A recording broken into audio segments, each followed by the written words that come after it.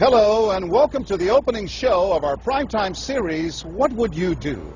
If you see something and you think it's wrong, do you step in or do you step away? What people say and what they do aren't always the same. That's why our hidden cameras are so revealing. In our first scenario, we weren't sure what to expect when our opinionated man behind the counter meets the Muslim woman in a headscarf. Deep in the heart of Texas, at this little roadside bakery, bigotry is being served with the coffee and bacon. Sir, I had a question. No, ma'am. We don't serve Muslims here. I'm sorry? This is America. We're at war with your people. I don't know what you think I am. I'm just trying to get an apple. Well, you're a terrorist is what you are. So, excuse me? You got to take your business elsewhere. We don't serve your kind here.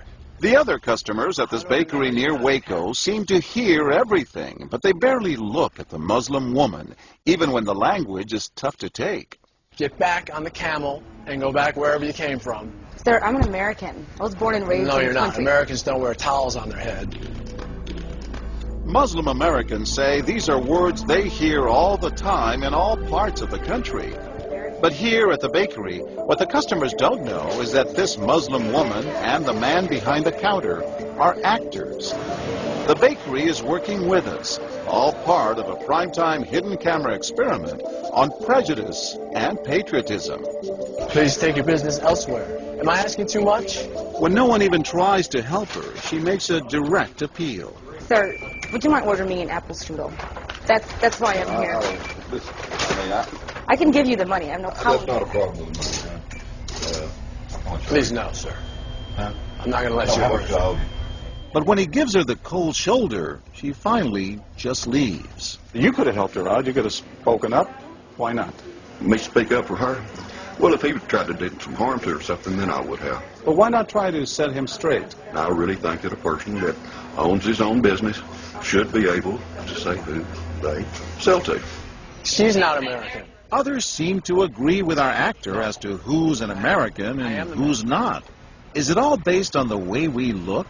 I'm an American citizen. I just would like an apple strudel, please. Well, I'm sorry. Then why don't you dress like an American? You're this so is American. for religious purposes, sir, and I don't think you have any right to say anything. So I'm religious. I don't wear, Halloween costumes around. I mean, am I wrong here, sir? Not me. I run my business the way I want to run. That's right. Don't come in here with that shoes and skirt on. This customer is adamant that the man behind the counter is doing the right thing. I'm ready for you. But the fact is, it's against the law to deny service to someone based on their race or religion. My name is John Quinones, and I'm with ABC News. What did you think of what you heard here? I didn't hear anything racist. He told her he wouldn't serve her. Well, he can say he wouldn't serve you if you come in here barefooted without a shirt on. But she wasn't barefoot or without a shirt on. Well, she wasn't dressed right. What do you mean? If I was running the place, I'd do the same thing. You wouldn't let Muslims shop at your store? I sure wouldn't. We never expected customers to be so candid. How do I know you don't have a bomb in there? Watch what happens this time when, once again, our Muslim woman is denied service This is not right. and again leaves. I mean, we reserve the right to not serve. That's right. Certain kind. That's right. That's, I appreciate seeing that. I think that's the first time I've ever seen that. He not only commends the man behind the counter for his discriminatory behavior, but he gives him the thumbs up, not once, but twice, Good job. All right. as he leaves. Sir, can I talk to you, sir, for a second?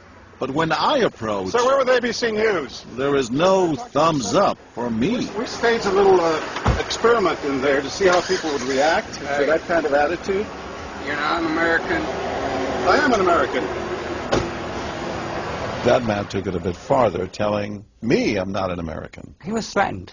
Jack DeVideo is a social psychologist at Yale University. So when we as Americans feel threatened from the outside, we're going to define ourselves in very rigid fashions. Either you're with me, and if you're not really one of me, then you must be somebody else who's against me. The young woman in our experiment is an actor, but for this woman, discrimination is all too real. Nahaya Javed helped us design our experiment. Although born in Chicago, she says she's constantly characterized by fellow Americans as the enemy. They always start off with, you're a terrorist, Osama lover, towel head, camel jockey, on and on. While attending college in Texas, she says she continually suffered verbal abuse and has even been physically attacked just because she's Muslim. They assume I'm not from here, and if I tell them I'm American, they're like, no, you're not. Just because you were born here doesn't make you American. And I'm like, so what makes you American? It's a daily battle. Mm-hmm. And I don't feel like living in America, I should have to fight this battle. Meanwhile, back at the bakery, our actor is at it again. But how do I know you're not a terrorist? Terrorists look like you. But this time the customers are sympathizing with the Muslim woman. Right, I know, but can you blame me? Yeah, I can't blame you, actually. Why? What's the problem? All right, we'll get out of here. You need to go yourself, actually. What do you need to do? Okay, sir. I'm a good American, all right? We're at war with these people. My dad's a veteran. Go yourself. So is mine. And he's not the only one who walks out in anger. You need to stop segregating against people. It's wrong. Excuse me? She's an American. No, just like you're a bad American. Time and again, people speak out with their pocketbooks. You ordered a couple of customers, just so you know. But look what happens when this man threatens to leave. You're not a good American, sir. I believe I am a good American. My son just came back from serving in the Army for over a year in Iraq, and that has nothing to do with her rights. I understand that. Thank you, sir. And I hear what you're saying. But I can't believe you would be so discriminatory. I'm deeply offended by that. I'm sorry to offend you, sir, but I've got to live with myself. Seething, the man vows to fight back. I will let people know this. I've stopped here every time I come by this place, and I'll never stop here again. Why did folks get so upset? They saw an injustice. It's justice that binds us together. It's justice that makes us a society. Any threat to that kind of sense of justice and fairness undermines the entire system. You're really not going to serve her? No, I'm not. Perhaps that's why more customers are outraged by our actor's hateful behavior than approve of it. You're not dressed like an American. But no one is more persistent than these two young women who can't believe what they're hearing. Take your jihad, take it back out to the parking lot. Excuse me? I mean, I got to protect my customers, okay? You're really offensive and disgusting. Well, I'm sorry. I'm just trying to protect you here. Because You're don't know what's sick. going on. Like that doesn't mean anything. This is a How do you know? culture. You These people are trying to kill Americans. Disgusting. It is my culture. So you're ready to serve me, but you're not ready to serve her.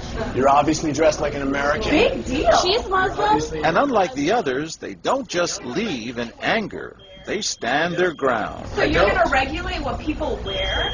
Yes, because I believe the degree of... No, I'm not the manager. Can I speak to your manager? I'm John Quinones with ABC News. It's only when we catch up with our heroines that they finally let their guards down. I'm with my friend who's, Muslim, and it's, I've just seen how people treat them differently. And it really hurts me. Just watching them stand up for what they believe in touches Professor DeVideo. In a way, they defended America. And I was impressed by that, because they wanted this to be a just society, a just place, a just bakery. I'm John Quinones. And remember this man whose son served in Iraq? He's also moved to tears. Every person deserves to be treated with respect and dignity. No matter how they're In every dressed. situation, no matter how they're dressed. Never have we seen reactions so polarized, from a thumbs up for prejudice to an emphatic thumbs down. Go yourself. Two different Americas, both convinced they're patriotic. At the end of the day, 13 people stood up for the Muslim woman, while 6 sided with the clerk. But the majority of the bystanders, 22, did or said absolutely nothing. That's what's most frightening to Muslims like Nahaya, who was watching our experiment. In fact, so frightening that they often avoid going out by themselves. It's really sad because I'm old enough to be able to do things by myself. I shouldn't need a chaperone all the time. But that one time that I'm alone and something bad might happen, I'd rather be safe than sorry. Hi, I'm Nahaya. It's no wonder this young woman was so moved by the people who came forward to protect a stranger who just happens to be Muslim. Thank you so much for what you did, and I wish more people would do these type of things. And I do too. It would make my life a lot easier. God go with you.